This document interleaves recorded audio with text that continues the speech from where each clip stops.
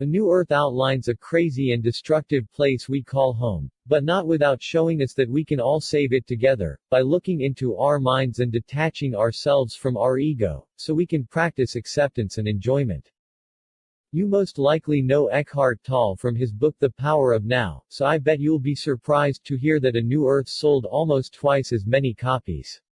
This might have been mostly due to Oprah selecting it for her book club, which led to a series of 10 webinars with her and Tolle, which 35 million people attended, around 10% of which in turn bought the book. Nonetheless, this book describes some of the central problems humanity faces today and gives individuals like you and me a place to start changing that. Here are 3 lessons from A New Earth to help you make the world a better place, by making your mind a better place. 1. Religion won't help us save the world, because it always carries part of the problem. 2. Be a duck, don't overthink things. 3. Acceptance leads to enjoyment, which is the only way to an enlightened life. Wanna come and save the planet? Let's think ourselves to a better Earth. Lesson 1. Religion won't help us save the world, because it always carries part of the problem. Tolle first describes that all religions already accept pain, chaos, madness and suffering as part of life in one form or the other. Therefore, religion can't possibly solve the problem. Buddhism, for example, mentions dukkha as the mind's natural state, which translates to suffering or pain.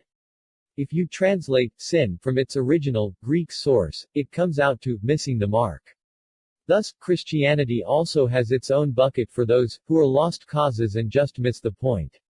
Hinduism integrates death and rebirth into a perpetual cycle of pain and relief. You see, turning to religion, no matter which one, can't possibly truly liberate us. Most of these problems with religion have emerged over time, because as religions grew older, their messages have been twisted, changed and distorted, making them part of the problem, instead of the solution. Just think of the Crusades, Spanish Inquisition, or the Israeli-Palestinian conflict. Lesson 2. Overthinking is detrimental, so be like a duck. Tolle uses a cool Zen story to make this point.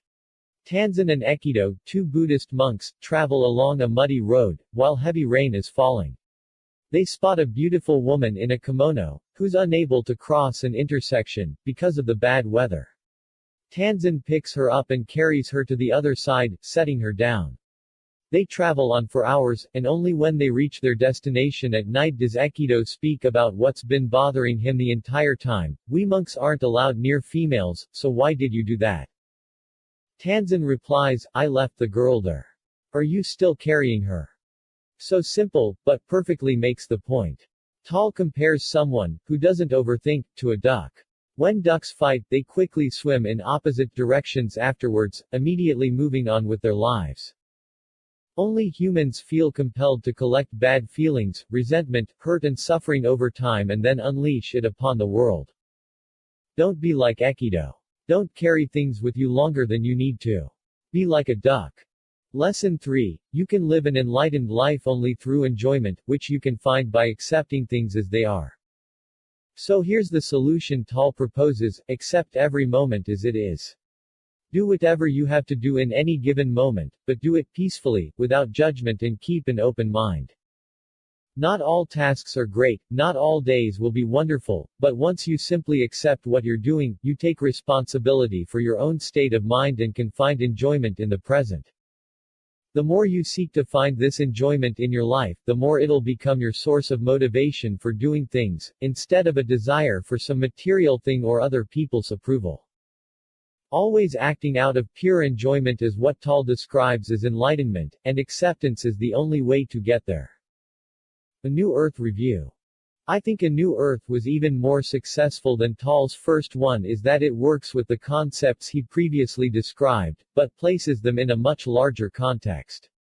Not only are his ideas about living in the present the key to your own happiness, but they just might help us all make the world a better place.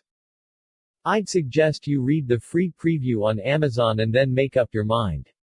Tolle is known for being a complicated read, so the blinks might help you understand this book a lot better and thus make a good supplemental read.